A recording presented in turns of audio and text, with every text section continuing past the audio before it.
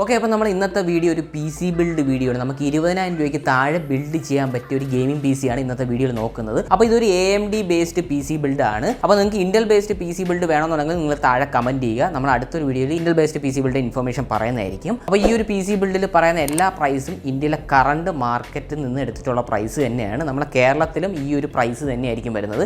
ഇതിനേക്കാളും കൂടാനുള്ള ചാൻസ് വളരെയധികം കുറവായിരിക്കും. ഇതിനേക്കാളും കുറയാനുള്ള ചാൻസേ ഉള്ളൂ. കാര്യം ഞാൻ ഇന്ത്യയിലുള്ള ഫേമസ് ആയ പ്രൈം ABGBയും അതുപോലെ തന്നെ നമ്മളെ MD കമ്പ്യൂട്ടേഴ്സിൽ നിന്ന് എടുത്തിട്ടുള്ള പ്രൈസാണ് ഞാൻ ഈ ഒരു വീഡിയോയിൽ പറയുന്നത്. നിങ്ങൾ ഒരിക്കലും ആമസോൺ പ്രൈസ് വെച്ച് നോക്കരുത്. കാര്യം ആമസോൺ പ്രൈസ് എപ്പോഴും ഹൈ തന്നെയാണ്, സ്പെഷ്യലി നമ്മുടെ കമ്പ്യൂട്ടർ പാർട്സിന്. അപ്പോൾ നമ്മൾ ഈ പി സി ബിൽഡിൽ യൂസ് ചെയ്യുന്ന പ്രൊസസ്സർ എന്ന് പറയുന്നത് AMDയുടെ Athlon 3000G പ്രൊസസ്സറാണ്. ഇതൊരു 2 കോർ 4 ത്രെഡ് പ്രൊസസ്സറാണ്. ഈ ഒരു പ്രൊസസ്സറിന്റെ ബേസ് ക്ലോക്ക് വരുന്നത് 3.5 GHz ആണ്. അപ്പോൾ ഈ ഒരു പ്രൊസസ്സറിനകത്ത് നമുക്ക് ഇൻബിൽഡ് ആയിട്ട് ഗ്രാഫിക്സ് വരുന്നുണ്ട്. Vega 3 ഗ്രാഫിക്സ് ആണ് വരുന്നത്. എന്തുകൊണ്ടും GT 710നേക്കാളും ബെറ്റർ ആയ ഒരു ഗ്രാഫിക്സ് തന്നെയാണ് നമുക്ക് ഈ ഒരു പ്രൊസസ്സറിനകത്ത് ഇൻബിൽഡ് ആയിട്ട് വരുന്നത്. ഫ്രീ ഫയറോ അല്ലെങ്കിൽ PUBG മൊബൈൽ അല്ലെങ്കിൽ തന്നെ നമ്മൾ GTA 5, Valorant, കൗണ്ടർ സ്ട്രൈക്ക് ഇങ്ങനെയുള്ള ഗെയിംസ് കളിക്കുമ്പോൾ GT 710നേക്കാളും പെർഫോമൻസ് നമുക്ക് Vega 3 ഗ്രാഫിക്സിൽ കിട്ടുന്നതായിരിക്കും. GT 1030 ആയിട്ട് കമ്പയർ ചെയ്യുമ്പോഴത്തേക്കും കുറവായിരിക്കും, പക്ഷേ GT 710 കമ്പയർ ചെയ്യുമ്പോഴത്തേക്കും നമുക്ക് നല്ലൊരു പെർഫോമൻസ് തന്നെയാണ് ഈ ഒരു പ്രൊസസ്സറിന്റെ ഇൻബിൽഡ് ഗ്രാഫിക്സ് നമുക്ക് കിട്ടുന്നത്. സോ അടുത്ത നമ്മുടെ മദർ ബോർഡ് എന്ന് പറയുന്നത് MSIയുടെ A320 മദർ ബോർഡാണ്. ഈ ഒരു മദർ ബോർഡിൽ ഇൻബിൽട്ട് വൈഫൈ വരുന്നില്ല. A320 സീരീസ് കുറഞ്ഞ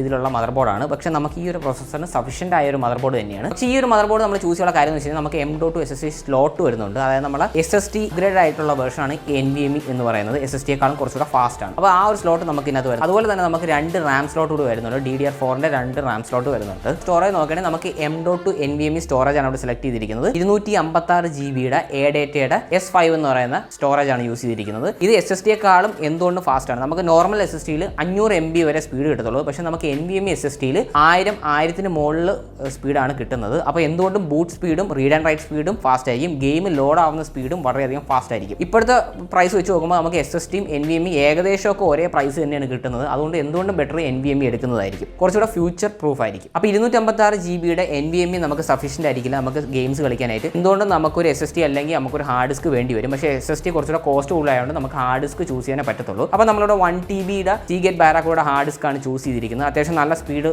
റീഡ് ആൻഡ് റൈറ്റ് സ്പീഡ് ആയിരിക്കും നമുക്ക് 1 TB Seagate Barracuda ഹാർഡ് ഡിസ്കിൽ കിട്ടുന്നത്. അപ്പോൾ ഈ ഒരു ഹാർഡ് ഡിസ്കിന്റെ പ്രൈസ് വരുന്നത് 3000 രൂപയാണ്. അപ്പോൾ അടുത്ത് നമ്മൾ റാം ഇവിടെ ചൂസ് ചെയ്തിരിക്കുന്നത് ADATയുടെ Gamix 8GB DDR4 റാം ആണ്. ഇതൊരു 3200 MHz റാം ആണ്. അപ്പോൾ എന്തുകൊണ്ട് സ്പീഡ് കൂടിയ റാം എടുക്കുന്നതാണ് AMD ബേസ്ഡ് ബിൽഡിൽ എന്തുകൊണ്ട് നല്ലത്. അപ്പോൾ ഈ ഒരു റാമിൽ നമുക്ക് ഹീറ്റ് സിങ്കും വരുന്നുണ്ട്. അതുകൊണ്ട് തന്നെ വളരെ കുറച്ചുകൂടെ ബെറ്റർ റാം ആണെന്ന് വേണമെങ്കിൽ പറയാം. അപ്പോൾ നമ്മൾ ഫ്യൂച്ചറിൽ ഒരു 8GB റാം കൂടെ ആഡ് ചെയ്യുകയാണെങ്കിൽ നമുക്ക് കുറച്ചുകൂടെ പെർഫോമൻസ് ഇമ്പ്രൂവ് ആവുന്നതായിരിക്കും. സോ അടുത്ത് നമ്മൾ ഈ ഒരു PC ബിൽഡിൽ നോക്കുന്നത് പവർ സപ്ലൈയും ക്യാബിനറ്റും ആണ്. അപ്പോൾ നമ്മളിവിടെ ചൂസ് ചെയ്യുന്ന ക്യാബിനറ്റ് എന്ന് പറയുന്നത് ഫിംഗേഴ്സിന്റെ ബ്രൂണോ S5 എന്ന് പറയുന്ന ക്യാബിനറ്റ് ആണ്. അപ്പോൾ ഈ ഒരു ക്യാബിനറ്റിനകത്ത് നമുക്ക് ഇൻബിൽഡ് ആയിട്ട് RGBയും വരുന്നുണ്ട്. അതുപോലെ തന്നെ നമുക്ക് പവർ സപ്ലൈയും വരുന്നുണ്ട്. അപ്പോൾ നമുക്ക് ഈ ഒരു 20,000 രൂപയ്ക്ക് ബഡ്ജറ്റിനകത്ത് നോക്കുകയാണെങ്കിൽ നമുക്ക് ഇതൊരു നല്ലൊരു ഓപ്ഷനാണ്. അതല്ല നിങ്ങൾക്ക് കുറച്ചുകൂടെ ബഡ്ജറ്റ് മുടക്കാനുണ്ടെങ്കിൽ ഒരു 3000 രൂപയുടെ മുടക്കാനുണ്ടെങ്കിൽ നിങ്ങൾക്ക് പവർ സപ്ലൈയും ക്യാബിനറ്റും സെപ്പറേറ്റ് മേടിക്കുന്നതാണ് എന്തൊരു ബെറ്റർ ആയ ഒരു ഓപ്ഷൻ. നമുക്കൊരു 80+ പവർ സപ്ലൈ കിട്ടുന്നതായിരിക്കും 2200 ആ ഒരു പ്രൈസ് റേഞ്ചിൽ. അതുപോലെ തന്നെ നമുക്കൊരു RGB ക്യാബിനറ്റ് 3000 രൂപയ്ക്ക് കിട്ടുന്നതായിരിക്കും. നമുക്ക് അതിനകത്ത് പ്രീ ഇൻസ്റ്റാൾഡ് ആയിട്ട് ഫാൻസും വരുന്നതാണ്. അതുപോലെ തന്നെ നമുക്ക് റെയർ ഫാനും കിട്ടും, പക്ഷേ അത് RGB ആയിരിക്കില്ല.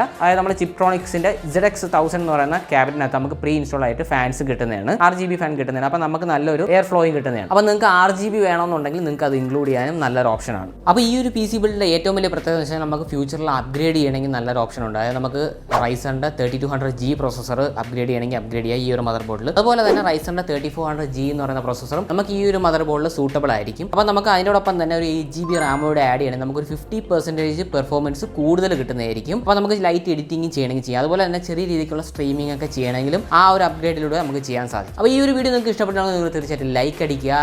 വേറെ എന്തെങ്കിലും സജഷൻസ് ഉണ്ടെങ്കിൽ നിങ്ങൾക്ക് കമന്റ് ബോക്സിൽ കമന്റ് ചെയ്യാം. അതുപോലെ തന്നെ ചാനൽ സബ്സ്ക്രൈബ് ചെയ്യാത്തവരുണ്ടെങ്കിൽ തീർച്ചയായിട്ടും ചാനൽ സബ്സ്ക്രൈബ് ചെയ്യുക. അപ്പോൾ നമുക്ക് അടുത്തൊരു വീഡിയോ കാണാം.